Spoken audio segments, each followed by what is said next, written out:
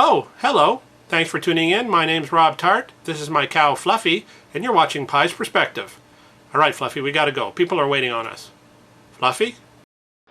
A woman and her boyfriend in Florida are being charged after they tried to sell her infant grandson. Now, the asking price was 30 grand, which was down from the original asking price of 75 grand. And I mean, who doesn't like a good infant sale? Now, the woman, whose name is Patty Bigby, was apprehended after meeting with a law enforcement agent who was posing as a potential buyer. Now, where I come from, grandmas are supposed to love their grandchildren. They do things like bake apple pies and sneak you $5 when your parents aren't looking. Now, the last thing I would expect my grandmother to do is sell me off like some sort of a used appliance. It's hard to feel that grandmotherly love when she treats you like a perishable item that has to go. How is this woman expecting to get away with this? It's not like you could walk around with the kid in a little red wagon with a for sale sign. I think putting an ad in the paper would raise more than a few eyebrows. And I don't think it would be too long before the cops were knocking on your door. And then what would you put in an ad like that? For sale. My grandson, good condition, diaper recently changed, will consider trade for drugs or alcohol. Must sell, serious inquiries only. Now, the other thing that strikes me is how she reduced the price after nobody wanted to buy the kid at 75 grand. I think this kid's self-esteem is already trampled enough.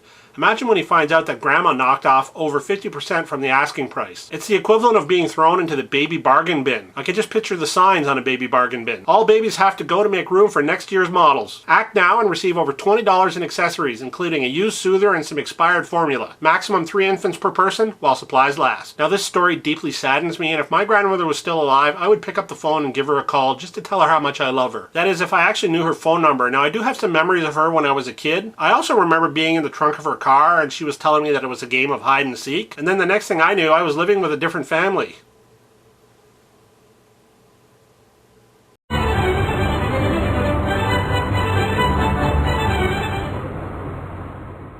Alright, who wants ice cream? We have the thumbs upsicle, the subscribe-sicle, the 3-flavor fave-sicle, and the comment on a stick. Please help yourself to anything you like.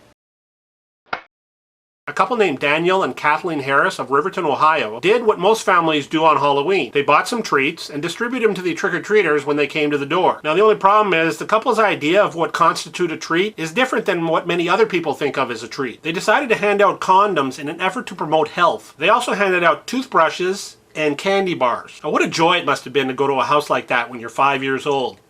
Oh, look, a toothbrush. Awesome.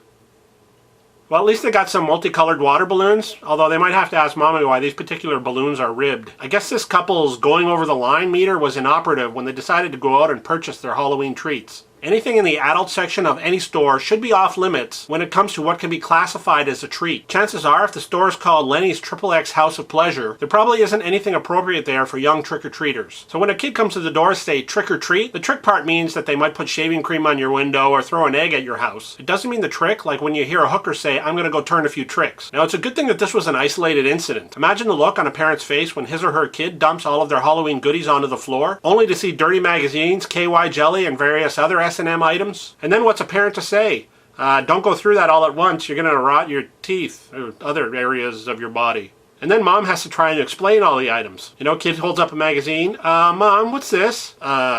Coloring book? Mommy, what are they doing? They're playing Twister. Mommy, why does that woman look like she's in pain?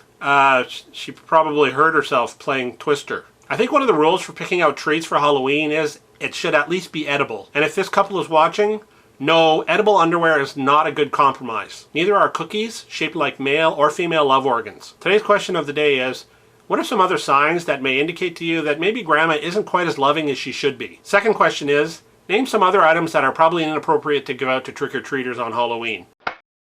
Anyway, that's all I have for this week. Thanks for tuning in. And remember, it's not necessarily right or wrong. It's just my perspective. All right, Fluffy, can we go now? I'm getting kind of tired. Yeah, mule, yeah. Hello, Fluffy, hello. Hello? I think this kid's stealth. My grandmother was still alive.